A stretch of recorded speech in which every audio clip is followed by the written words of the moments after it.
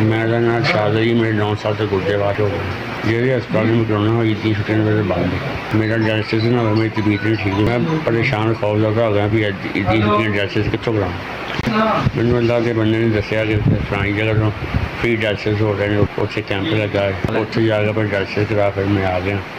मैं हूँ आया मेरा डायलिसिस होया अलहमदुलिल्लाह मेरी तबीयत अगर बेहतर है।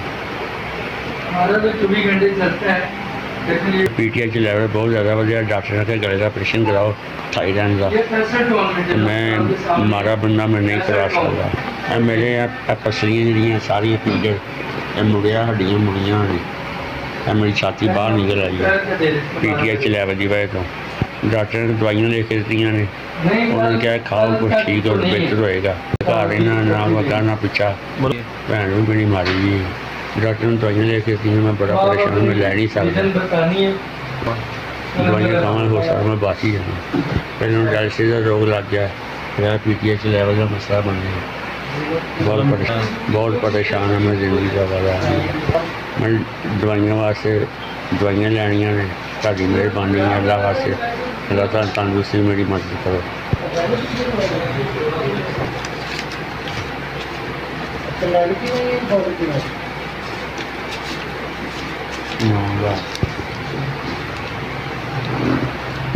₹10,000 बहुत शुक्रिया 10,000 की मदद की अल्लाह ताला तंदुरुस्ती अल्लाह सेहत दे अल्लाह ताला बच्चों तंदुरुस्ती दे अल्लाह तुहानू किस चीज़ की कमी ना आए अल्लाह सोना साढ़े रहमत करे अपनी अल्लाह तक साड़ी उम्र तक लग जाए। बहुत शुक्रिया मेरे तुम 10,000 डायलिसिस वास्ते दवाइयों वास्ते मैं 10,000 रुपये देता।